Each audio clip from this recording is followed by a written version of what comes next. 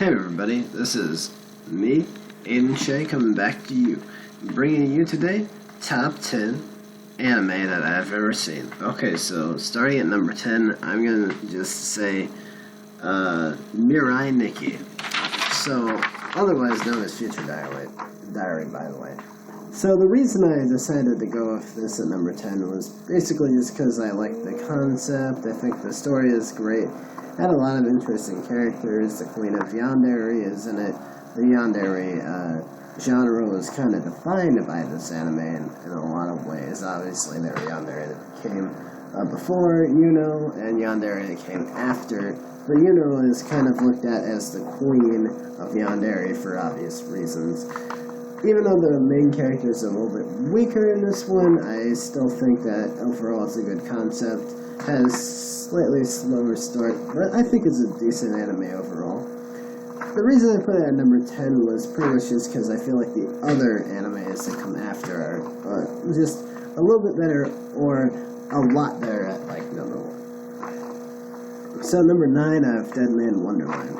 Kind of similar to Mirai Nikki in that it's somewhat of a yandere, but not really. Pretty violent show, more focused on the horror aspect of it than anything else. If you like horror animes, you'll like Deadman Wonderland. There's a few scenes that are kind of hard to watch because they involve torture and whatnot, but overall the concept and characters are good, and I think that that's good enough to have it on my list, so I enjoyed it. Number 8, I've got Neon Genesis Evangelion. Evangelion is a brilliant show. It has giant robots, if you like that. It's an older show. It's heavy on a philosophy, so if you don't like that, it's not going to be great for you. But I personally enjoyed it at some points, and at other points it got a little bit annoying. Towards the end, it got pretty damn annoying. The ending episode is kind of like, especially if, like, the lead-in to the end. Like, you expect, like, this big, giant climax at the very end of the series, and you just do not get that. But, yeah. So, number 7, I have One Piece. Now, One Piece is a current anime. It's still going on. It's been going on for 20-plus years. But even though it's been on for so long, it's still loved by a whole lot of people for a very large amount of reasons.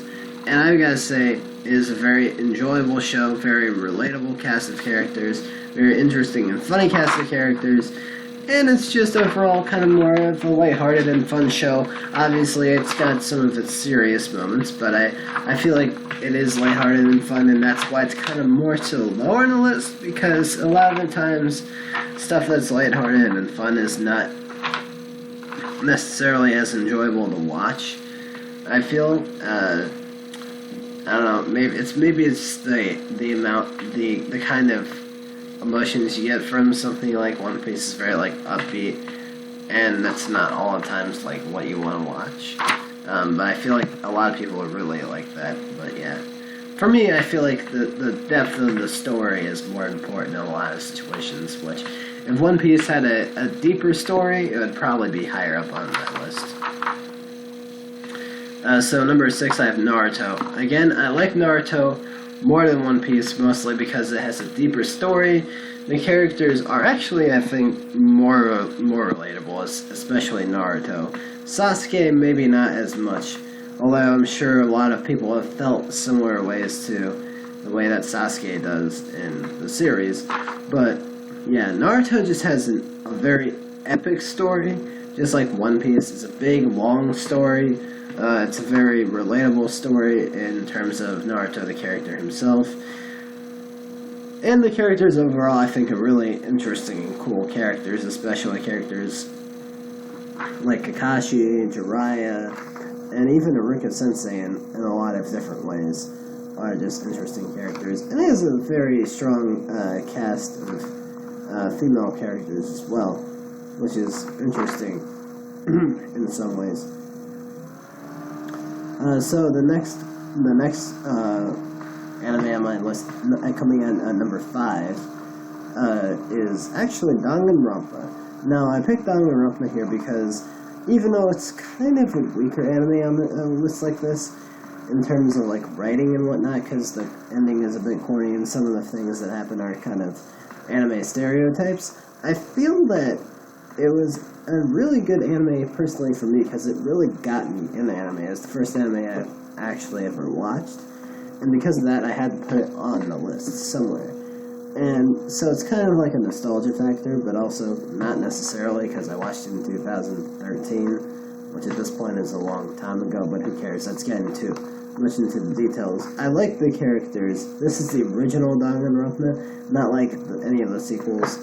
I'm not counting the games and stuff like that. I'm just counting the original 13-episode anime. It has a lot of funny moments. Murder mystery anime, so if you like murder mystery, you'll love Danganronpa. Just overall, pretty interesting concept. Fun characters. It's a bit darker, but I like it. Number 4 is Durara. Now, Durara as a series, unlike Danganronpa, I just say the original Danganronpa, although I could say the series of Danganronpa, but there are different, like, animes. I mean, it's the same thing for Durara, there are different animes. But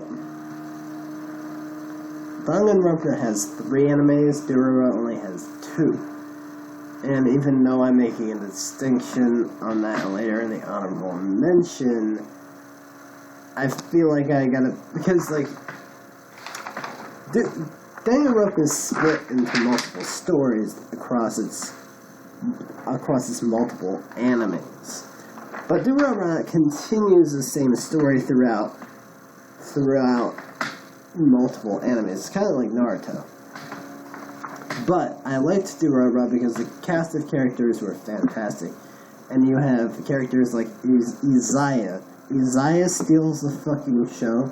He's not the main character, but he's fucking great. One of the best characters in all of anime. And to be honest, probably one of the reasons that makes the show as good as it is. And also Salty. Salty is the best. There's no best girl in the show, but if there was a best girl, it would be Salty, which is weird because she doesn't have a head. Well, I guess she kind of does, but not really. She's a fucking Dullahan. Don't know what that is, look it up. Number 2. Wait, I skipped over number 3. Number 3 is Death Note. So I love Death Note. Great concepts, great characters. The battle between Light and L.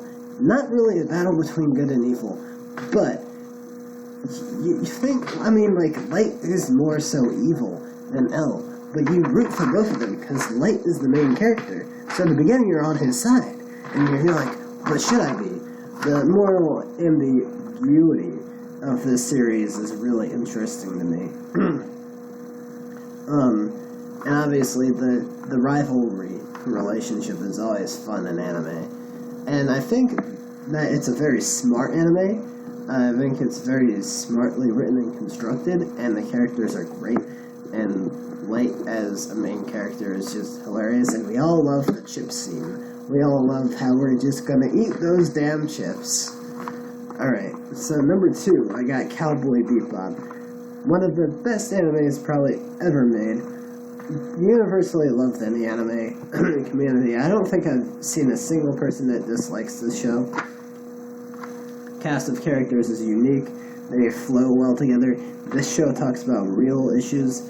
It talks about, things like having a troubled past, just death, greed, just a whole bunch of things talked about in this show. Just a whole lot of different themes, and they're all great. And Spike is a fantastically hilarious and interesting main character, and the whole Cowboy Bebop crew just works together so well as like a cast that it's just so fun to watch every episode and to see how the lives of the Bebop crew are lived out.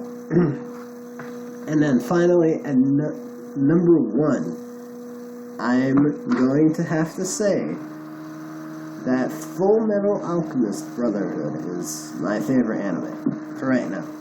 One day, if something surpasses FMAB, That'll be the day. That'll be the day. But for right now, nothing has surpassed it yet. I would just say the reason I like FMAB so much is because obviously there's a very deep story. The characters are great. I love most of the characters. I don't think there's a single character I really hate. Even the villains, great villains, by the way. It's funny because like the homunculi in a way are better villains than the main villain. So, but I guess like it's kind of funny how that worked out. Because, like, even though Father is kind of, like, he's a really good villain, but I feel like Envy is my favorite out of all the villains, because Envy is the most realistically evil and maniacal villain out of all of them. I mean, not the brains. Like, Envy lacks brains, right? But Envy is just stinking evil. And I just like Envy as a character, but whatever. And now, great pair of brothers. Pretty much, I mean, like, like this, everything I've said about this series has been said by somebody else already. Just a great series overall. A lot of people like it. It's been around for a while at this point. I don't know, it's just one of my favorites. And I feel like a lot of people really, really like it. So, that's it. That's it for me. Remember to go ahead and like if you like the video and subscribe if you have. Peace.